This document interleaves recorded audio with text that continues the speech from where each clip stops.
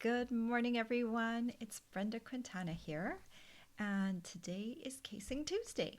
And that's the day when we take a card out of a Stampin' Up! Catalog and we give it a makeover.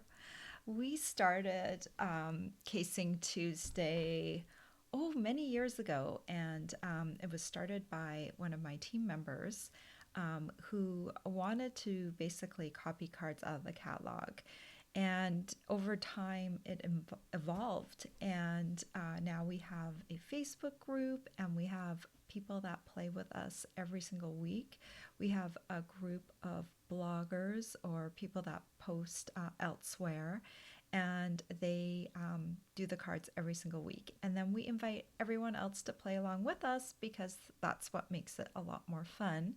And you get to see all sorts of cards done by different people. And each week I'm surprised at how many different cards that we produce.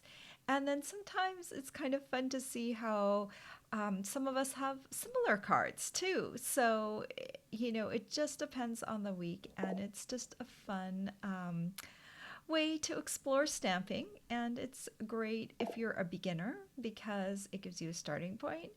And for people like myself who've been stamping for a while, it gives us a challenge because sometimes the style is not our style. So we have to get out of our comfort zone. So that's always a good thing because you don't want to get stuck in your comfort zone. Even going out of your comfort zone for just a little while helps your stamping in general. It will enhance your stamping even if you go back to your old style. You will learn something from the process. And maybe the smallest thing you'll learn is empathy for other people that are starting out in a new craft because sometimes it's harder to stamp in a style that's not your own. Good morning, everyone. So glad to see you here. I will chat with you afterwards. So let's take a look at our card for today. So here it is. And I probably never would have come up with this card in a million years. So this was in the catalog on page 65 of the annual catalog. And this person or this designer stamped right on vellum and then colored. They probably stamped on the vellum on one side of it and then colored on the back side of it. That's usually the easiest way when you're working with vellum. And then it's got this really interesting ribbon piece, which looks beautiful, but I could never tie in a million years. So when you look at this card, break it down into its base elements. And we've kind of done that for you. And here is kind of the sketch of the design. So you don't have to include that crazy but beautiful ribbon element. And you don't have to stamp on vellum. I did include in my card, I did include a piece of vellum, but you don't have to stamp on it. So that is what the sketch looks like, and you can use that and the dimensions to help you build your card. And these dimensions aren't written in stone. I have altered my dimensions too, and you'll find my dimensions on my blog. So if you're looking for how I created my card, click down below in the description of the video, and it will take you over to my blog, and that will have a couple pictures and it will have step-by-step instructions. And today I'm going to share with you how I made my card. So let's go over to my other camera, and here we are. I have this over here. So here is my card today. Yes, Christmas has arrived here in the Quintana household. Not really. It's July. It's super hot out these days, and but we have this new holiday catalog, and I thought this length or this height was perfect for the candy canes. So that's what I did, and I hadn't used this bundle yet, so I wanted to get a chance to use it. And I just love the way these candy canes cross because we've got both a left and a right facing candy cane. So you can do it easily without doing a reverse stamping technique. And we've got dies for both of the candy canes. So that is really, really helpful. So I'll show you how to use those. So this is not even the best part of this bundle. So I'm just going to pull out my dies here, and I buy magnet sheets to put my dies on. But here is the bundle. It's, let me start this way. It's called the Sweet Candy Canes bundle, and it includes the stamp set and the dies, which are called Candy Canes dies. There are 6 dies in this pack, and this is the die that I did not use today, but it is awesome. It's got this, it's a striped background die, and I'll use this in the future, but I just wanted to point it out because it's kind of a very neat background die. You can see a sample in the catalog. Actually, I'll grab my catalog to show you, because I haven't done a card with it, but it's really cool what you can do with it. It's close to the front of the catalog. Let's just see, where is, here we go. So if you look on this page, you can see right here how they've done they've taken 2 of those backgrounds and they've crossed them and to create that pretty background. So that's kind of a neat way to use the die. But anyway, I will use it on future cards. But this card, I had to follow this layout, and so this one didn't fit on there, so it got left out.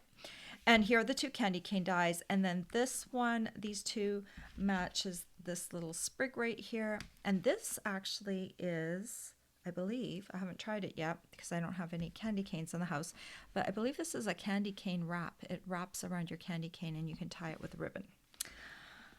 Let me see, is there, oh yeah, here, look, there it is. See, that's what it does. You poke your candy cane through it and you can stamp something on it and put some ribbon on it. So it's kind of cool. Okay, so that is the bundle we'll be using, and I just wanted to also point out this beautiful paper. It is called Sweetest Christmas, and it actually matches the stamp set. In fact, we've got 2 sheets in here that have candy canes on it. So if you want to use these candy canes, you don't even have to stamp the candy canes. You can just die cut out a bunch of candy canes and put them on your card. So that's kind of fun. And then the rest of this paper is just beautiful stripes in green, garden green, real red, sweet sorbet, and pool party. So just kind of fun patterns. They're double-sided. Just, I love them. I love stripes. Okay, let's put this away. And let's start with some stamping. So I'm going to use Pool Party as my card base. I started out, it's 11 inches by 4 1/4 inches, and I scored it in half at the 5 1/2 inch mark. Then I folded it, and you want this fairly flat because we're going to be stamping on here. And I'm gonna just, I don't think I'm going to go off the edge with this. So I'm just going to take this little stamp. This is the little leaf stamp. And we're just going to add a few leafy branches. Now this stamp, when I stamped this, my ink pad was a little dry, so you can really see it's very light.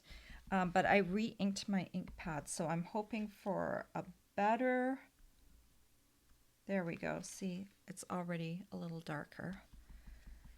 A better result with my stamping because it was a little light for me, but I thought, you know what, I just kind of left it because it can be subtle. It doesn't have to be like so glaring, but you know what, it's probably better for my card today that it actually is showing up better, so you can actually see that I'm stamping something on there. So I'll just maybe add just one more right here. So I just added a few little sprigs on there. You could go and do a few more, but this side is going to be covered, so I just wanted a few just poking out like that. We'll put this away, and then we're going to take a piece of designer paper, and this is from that Christmas paper, The Sweetest Christmas. This measures 2 3/8 by 5 inches, and we're just going to adhere this over towards the right side of the card. And I want to leave myself a little extra room on this side because the vellum's going to kind of peek out, pretty much centered from top to bottom. I think that looks good. All right, so you can just see the little pool party sprigs are just peeking out just a little bit. Afterwards, we can decide if we want to add another little sprig, maybe over here. Okay, so then we're going to stamp our candy canes. And I've got these candy canes on an H block, which fits these guys really well. And I've got a piece of basic white.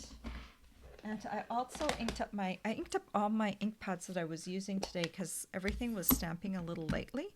So let's see if these candy canes look really bright red when I stamp them today. Probably be brighter than the other ones I stamped. I'm gonna stamp this down here. Ooh, yeah, that is brighter. So, yeah, I'll be able to put the two cards side by side afterwards, and we'll be able to see what the difference a bright stamping makes, re-inking the ink pads. So, all of our ink pads come with, you can buy a matching ink refill. And when I buy my stamp pad, I always buy the ink refill right away so that whenever it gets a little dry, I can re-ink it. So it's always good to have one on hand. Now, if you're not sure if you will like a color, just buy the ink pad first and then get your ink refill on the next order. I tend to always get my ink refill right away, but there's certain colors like real red is kind of our most true, most common red. So this is probably the only ink refill I've ever had to rebuy. There's maybe one or two others, but red is just a color that I use a lot. So for Christmas colors, Valentine's Day, Canada Day, there's just a lot of times I use red. Okay, and I guess I'm trying to think if we can use the mini boss. Well, I've got my big machine right here, so I'll just use that today. It might be a little easier with those dies side by side. Okay, so I've got my big die cutting machine here, and just as a refresher, we use our base platform, which is labeled number 1. I don't know if you can see that right there. Thin die adapter number 2, a clear cutting plate number 3. We'll pop these on here and we'll grab those dies. And I'm going to use a little bit of this Post-it tape, labeling and cover up tape, or you can use the top part of a Post-it note, the sticky part. And this is just going to, I'm going to position these. And then I'm going to tape it down so it doesn't shift. All right. There we go. Stay where you are. I'll need another tape. And this tape is reusable, so you can use it several times before you have to replace it. I think I end up wearing my Post-it note tape sometimes because I put it in places where it ends up sticking to me. I'll end up walking around the house with it. Okay, so now we're going to run these through with the clear cutting plate on top as well.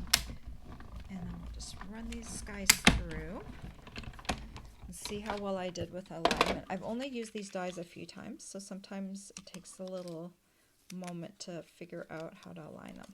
Ooh, I did pretty good with that one. And let's see. And this one's done pretty well as well. Very cool. Okay, so now I'm just gonna pop my Post-it note tape on the side right here. And that's all the die cutting we need to do. So let's pop this out of the way. And we'll bring this back in. And I need a little piece of vellum. This piece excuse me, measures 2 3/4 by 3 3/4. We're going to stick that down here. One thing with vellum is that it will show the adhesive through the vellum. So what we like to do, or what we can do, is these little candy canes, oh, they're going to be crossed like this, I'm going to use them to cover up the adhesive. So I'm just arranging my candy canes how I would like them first. Just kind of getting an idea of where I want the cross to be. I'm going to come in, put a little tombow right where I want the cross to be. And I'm just going to arrange my candy canes first how I want them to look. And then just press down on there. Okay, you can barely see my vellum probably.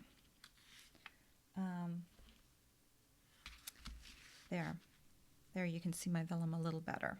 Okay, so let me scoot that on there.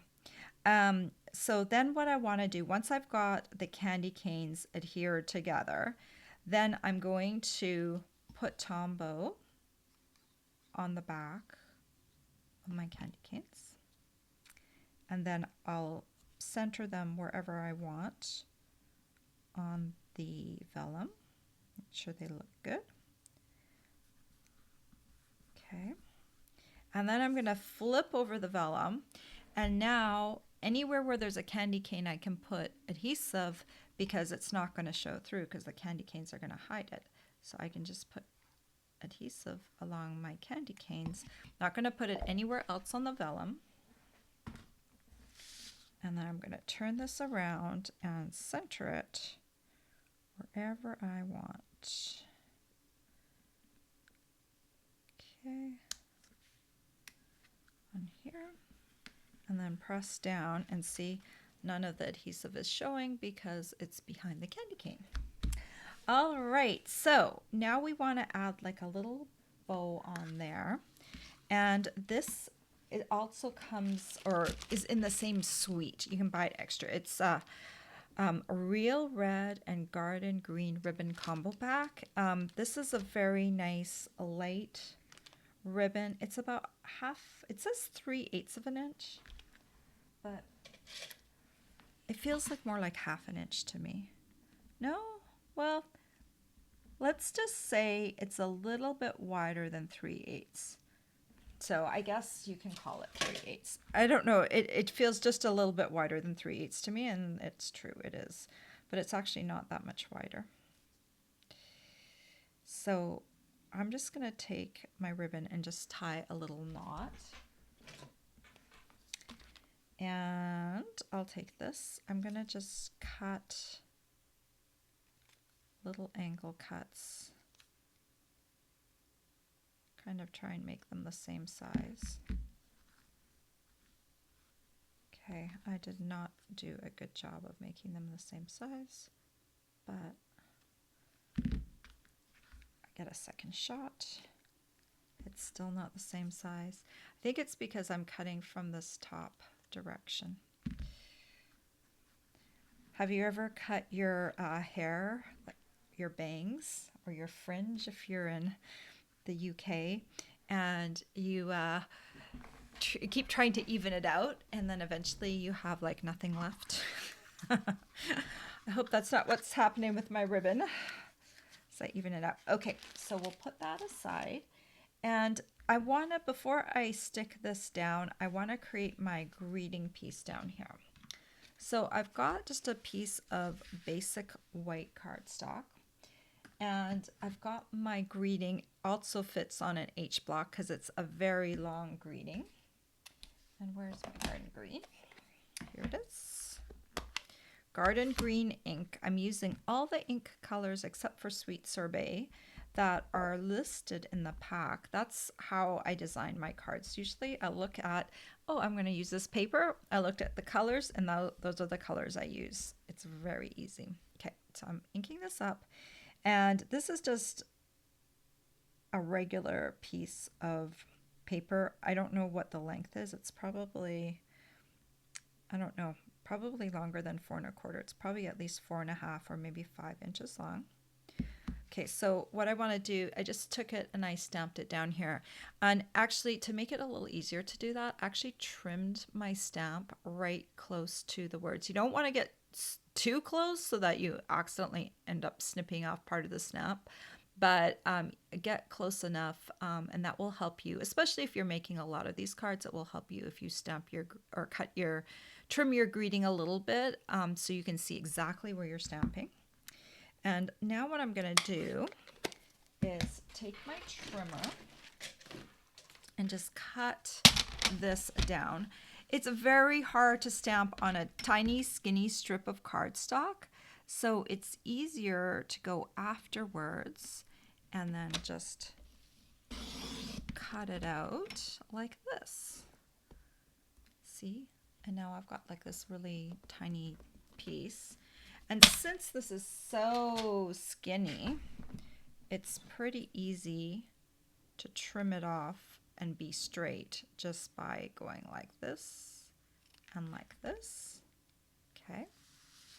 And then before I stick that little bow down, I just want to arrange this however I want it. Okay. And then we'll take some Tombow.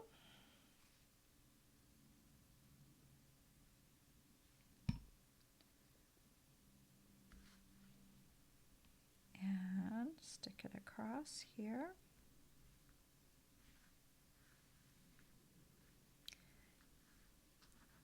And then we'll put this on here. Now, with bows like this, you could use a mini glue dot, but what I found, especially if I'm making a card now for Christmas and with all the heat, if I use a mini glue dot, it will probably peel off. So what I want to do is I'm going to use 2 little pieces of tear and tape on the flat part of the ribbon. And this is just going to give a little bit more surface area to hold my bow in place. So just press down. This is double-sided, so it helps if you have fingernails. But if you don't, you're just going to have to find a way to peel it. Okay, there. This side peeled better than going the other direction. Let's see which side peels better this time.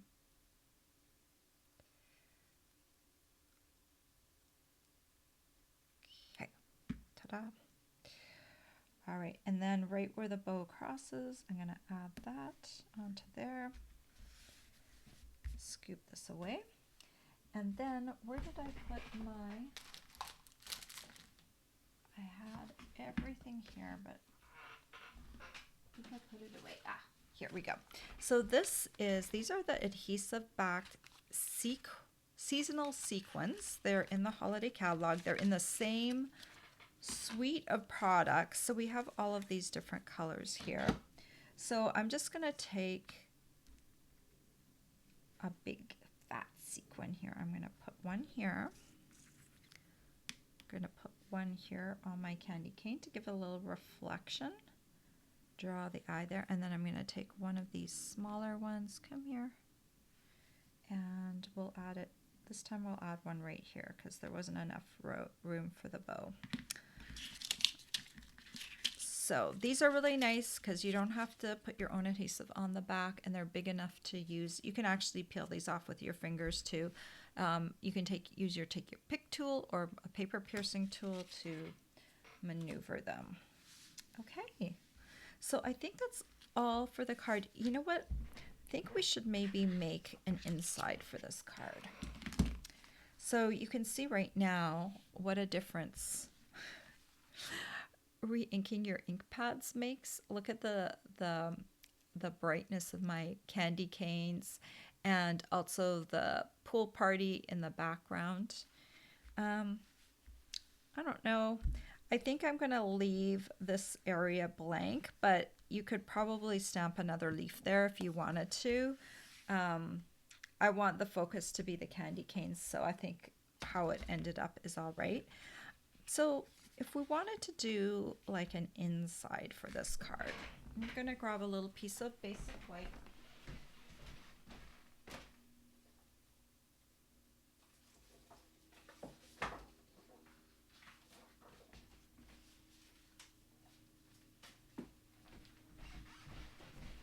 Okay, so I've got a piece of basic white here, and I'm going to take my trimmer. This is a full sheet of 8.5 by 11. Set these aside for a moment out of the way. And usually what I do is I make it a little bit smaller than what it's going to be adhered to. So usually I take up maybe 1/2 inch off each side. So normally the size of this whole inside here would be 5.5 by 4.25. So I just kind of cut it down. So I'll do 5 inches. And then I'll do 3 3/4. I was thinking the wrong measurements. Okay. And then we'll do this one the same. We're gonna make one for each of the cards. Okay.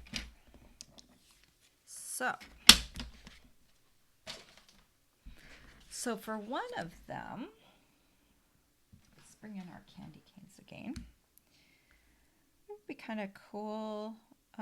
Maybe to cross the candy canes in the bottom. That would be one way. Let's see if there's anything else in this stamp set. So we can definitely use one of these greetings. So let's go ahead. I'm inking this up, going the opposite direction. Usually I have my ink pad over here. Okay, so this one, I think I need to ink up this one first. If I'm going to put them on the right side, I want to make sure that there's enough room for the cross. Crossing them on the front and crossing them on the inside. And do something like this. All right, I don't like how that looks. See, it kind of crossed. I mean, it's okay, but I don't know. I don't really love how that that crossed. So we could do one of two things. So, well, let's flip this over first of all. So if we want to do this, and we want to do some masking, let's do that. We do this, stamp this right here. And then what we want to do is we want to mask off this area. So we can use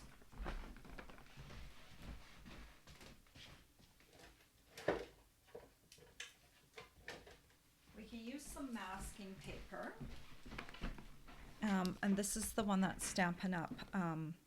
Sells. If you want, you can also use this Post-it note labeling tape, which is kind of calling to me right now because it's so small and easy. So what I'm going to do is I'm going to cut it to the size of my candy cane. Oh, I think that's going to be perfect. Okay, so I'm just going to, maybe I'll make it just a little bit smaller. So that masking paper from Stampin' Up! Would do the same job. But what you want to do is you want to cover up that central area where you're going to cross. I think I might need to make this a little higher.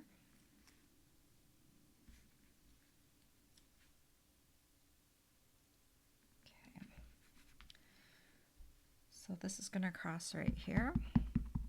I have a feeling that I need to make this a little narrower. because it's got to show just a little bit of the candy cane on either side. Okay, that's better. Okay, so you can see a little bit of the candy cane. You could also stamp the candy cane on there and then trim it down, but I'm just gonna do that.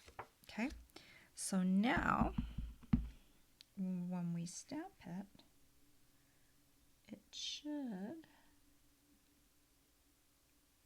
Okay, I need to move it up a bit. See, I'm really truly experimenting while I'm on camera. Okay, but I just want that cross to be okay. So I think I'm good now. All right, let's have a look. Let's see how I did. Ta-da! So now the candy cane doesn't look so funny like it did on this one. The funny cross look, that did not look good. But now it looks good, right? So you could also stick a bow in that center area, but since I just wanted to kind of do stamping, that's what I'm going to do. Okay, so for that one, let's see. Oh shoot, look, I smudged. All right, let's pretend that's not there. Yeah, I got red on this finger here. Okay, I'm wiping it off right now. Let's just finish with this, and I think we're gonna take this and we're gonna put, I kind of want to cover up that area that I created a mess on. So let's see, Christmas cheer. I don't know. It's kind of an awkward spot to put it. I think I would put it right here or right here, or you could put this one up top here, just depending. But I think I'm going to put Christmas cheer since the candy canes are very large. We'll just pretend that there isn't a big red blob right there. And I'm going to put Christmas cheer right here. There.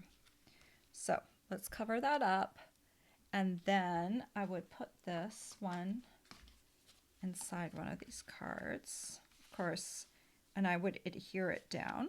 So that's one option for the inside of the card.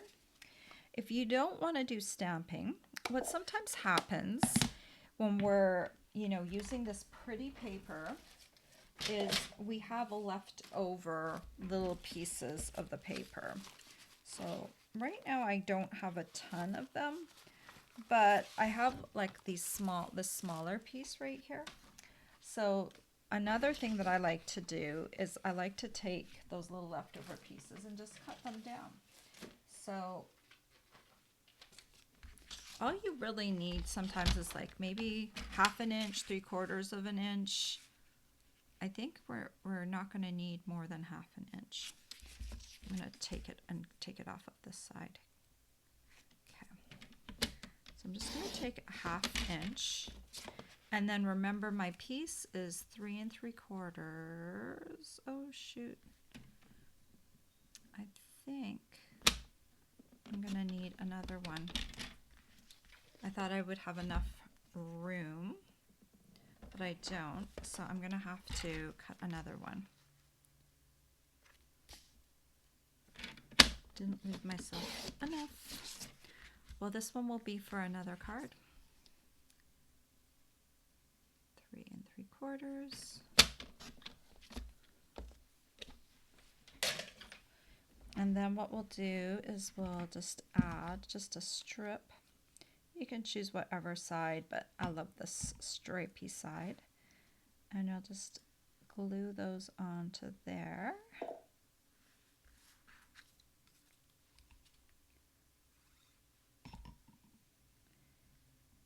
And then, oh, I've got so much red. I think it was when I was like experimenting.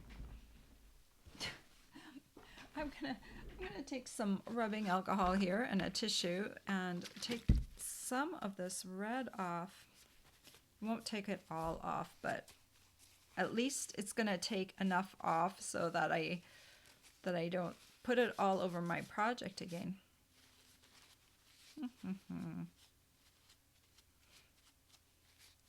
Okay. Set that aside. Okay, so now we'll use one of these greetings. Let's see, I've got may the good times of today become the cherished memories of tomorrow. I think I'm going to use this one. Wishing you lots of love and joy and happiness this Christmas season and always. So we'll just take another block, reaching. This is a D block, and I'm putting it on an angle like that so I can really see where I'm stamping this. And you could also put this on a label. So if I stamped this and I didn't do a good job, what I would do is I would stamp it again and cut it out with a label or cut it out as a rectangle and stick it on top of the stamp portion. I like to keep my greetings closer to the top because I usually like to write something underneath my greeting. So then you could do something like that. And then adhere that to the card. So that's just a different option of how to do the insides for the card. And really, yes, real red ink on my card base. So there and there. Those are just two different ways you could just do the inside. Since these candy canes are big, you could also do just one candy cane, and that would give you more space to write. So just some options to do for the inside. And then there are the outsides again. And, this one doesn't look bad, though. The candy cane kind of looks, has a little fading in it because my ink pad wasn't inked up all the way, but it really doesn't even look bad. But you can see the actual stamping with a fully re-inked ink pad is a lot brighter of a candy cane. So just the difference between those two. All right. I'm coming back over to you guys. What did you think? Ink on my hands today. Jeez. Well, if you're thinking of ordering this bundle, just keep in mind we're during celebration right now. So for every $50 or $100 you spend, you can earn a free product. And there's lots of great products. So there's those cute hippos. There's that flower and paper stamp set. So there's a lot of different options for you to choose. Also, if you spend $50, please use my host code. It is right here. And if you spend $50, we've got just under a week left of July. And this is my gift for July. It's these fun flower resin shapes, and those will be mailed off in August. If your order is under $150, please use the host code. I use that host code to get the gifts for everyone so that I can send them to you. And if you don't spend $50, you can still get one of my free with purchase tutorials that I offer just as long as your order is over $15, which is pretty easy to do. Everyone qualifies for that just as long as your order is over $15. Okay, I'm going to pop those away, and I'm going to come talk to you guys. I'm kind of excited, I have to tell you. I am like this much away from 400K in career sales. I'm just like, yee! So today, if no one does it before I do, I have to put an order today. So I will go over that mark today. So I'm kind of excited about that whenever I hit like a milestone like that. So that's a lot of stamps, paper, and ink, 400 just in my own personal sales. So that's like, whoa. Okay, let's say hello to everyone. Good morning, Dee. Good morning, Janine. Good morning, Marty. Good morning, Karen. Janine says she thinks this is her favorite Christmas stamp set this year. It caught her eye immediately. I agree. I think I love the candy canes. I don't remember having like a big candy cane stamp set like that. And I really love the little candy cane thing that you can slide over a candy cane. I think that's really cool. Good morning, Chris. I don't think I've seen you here before, so welcome. Um, Marty says, when you trim your stamps, do you use a knife or scissors? I use scissors, and I use Stampin' Up. Back in the day, our stamps weren't die cut, so we used this Japanese scissor. We used to sell them. They're called Kai scissors, and I've seen them. They sell them on Amazon, but there's different styles. So let me just show you what they look like. So they're very short bladed. So from here to the blade. Let me just see. That measures, if I'm going by the edge, it's about 1 5/8. I'm going to turn this around because I can't read when I'm doing this, but let me just move my finger out of the way, trying to get the edge there. It's just short of, right there. Okay, 1 5/8 is the actual blade. And they're short bladed scissors.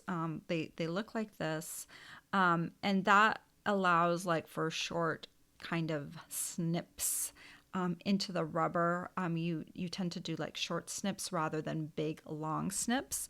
So I still use those to trim my stamps because I rarely put the stickers on my stamps because I just find it easier to use right out of the box. And if I trim my stamps afterwards, sometimes the alignment isn't right, so I end up like really close to the image. So that kind of annoys me too.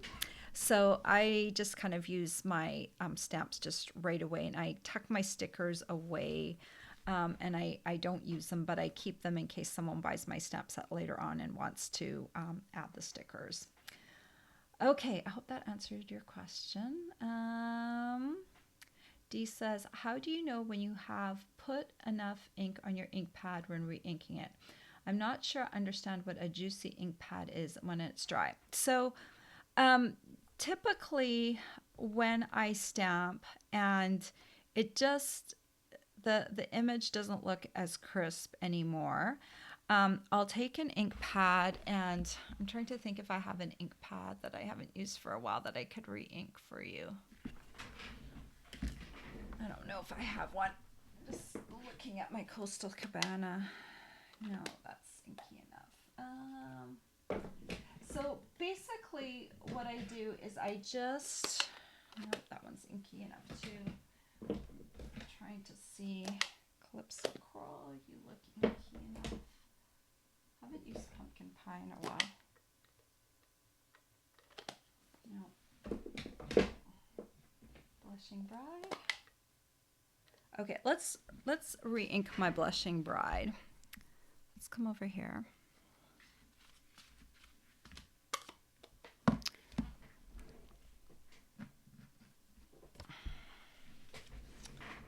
Okay. Of course, my little my sponge is dry this morning. So, oops. I'm going to clean this off a bit as best I can. Okay, let's stamp this. That's not bad for Blushing Bride. Actually, it's probably inky enough, but I'm going to take my Blushing Bride re-inker, and this is what I do. I just go back and forth like this. Can you see that? And then I go back and forth like this.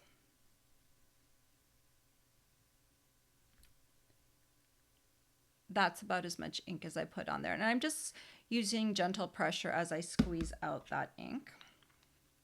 Then what I do is I take, this is a B block, but I take any one of the Stampin' Up, the regular Stampin' Up blocks. It has a rounded edge. Okay, you don't want anything sharp or pointy, but something that, or your bone folder, you could use that as well. You just don't want to use anything that's going to damage the foam. So I just run this along here then. And I just kind of work the ink in with my block. Okay. So you can kind of see some of that ink is going away. Like, so the lines are going away. So you're just kind of working in the ink so that you're distributing it, because it's hard to get ink in every single area so it's all uniform, and then you want to just like work it in a bit. Okay. And then our ink pads, they're stored upside down. So if you've ever taken an ink pad, you'll see like when it's sitting like this with the label up, the ink pad's actually upside down. So usually it's best to, wait a while, like an hour, and let some of the ink come back down to the surface. But if you don't have that time, you can just start stamping right away. And then just ink this up. And you can see that it's just a little bit darker. This ink pad was probably okay, because Blushing Bride is a fairly light color. But if you let this ink pad settle for a little bit, it's going to distribute the ink a little bit more, but it helps just to pull some of the ink with your block. I'm pressing down a little bit, but I'm not like really jamming the block in there when I'm pulling over the ink, but it just helps distribute a bit. So that's about as much ink as I use. There is still lots of ink in the bottle. That used barely any ink refill at all, but you don't want to like drench your ink pad because then you're going to get like distortion when you stamp. So you don't want that either. You don't want like so much ink. If you have too much ink on your ink pad, then the ink tends to pool. I guess it's the property of water or liquid. It tends to like pool together. So then you end up getting these blotches on your stamp. And the longer you wait before you ink and you stamp, the more those blotches are. And so if it's too inky, that's not good either. So I hope that answers your questions. Not too inky at all. Okay. Mary said, I would just die cut one and glue it down across the stamped one. Oh, that's a good idea, Mary. I like your idea. Stamp one. So Mary's talking about when I was doing the inside one, that, I could stamp one down and then stamp one on a scrap piece of paper and die cut it and then cross it. So that would look better. I didn't realize it would look so ugly. I hadn't even tried it yet. I mean, it's not terrible. If I stuck a bow on top of that area, it would be fine. But anyway, it was just experimentation this morning. I didn't test out anything in advance. So, but I like your idea, Mary. That would be a good way to fix my little mistake there. He said, brilliant, using the masking technique. And you know what? It would be easier than I made it look, because I think it would have been better if I had done just a little teeny bit longer of the strip. So maybe masking paper would have been a good way to go on that. D says, I constantly find I use my ink eraser. Oh, yeah. Ink. You have an ink eraser to get ink off hands. That's a good thing. I just Yeah, I don't know today. I got ink on my hands. I don't usually do that, but hey, this is a common thing with stamping. We do get ink on our hands. Um, all right. Dee says she often uses designer series paper on the inside too. It just adds a little pop to the sentiment. And the nice thing about using those little paper scraps is you're using them up, and then you don't feel bad about having all of them in your packet. Um, Nalita said the red color is very strong. I mess my projects up a lot. Oh no. Um, I don't know what I did today. I was fumbling a lot with the stamps. So, because I didn't have my design planned out, I think once you have your design in place and then you're stamping a lot of them, I think that's when it gets easier because then you can kind of, plan your project out. Marty says, add a couple of sequins to the inside to cover the smudge. I could do that. I have a little bit, I don't like to add too much dimension to the inside of my cards because, they kind of, everything gets squished on the inside. So, because sometimes the front of our cards has a bow and sequins and stuff. And so I kind of, my school of thought for the inside is to keep it flat because most of the time I am mailing cards. I am not handing them in person. I have like zero family here in town except for my husband and sometimes my son. So most of my cards are being sent away. So I'm always conscious of the mailing factor. Um, Nalita liked the cards. Thank you. Karen thinks they're beautiful, very cute. Karen says she can't wait to play with her set now. Oh, that's great.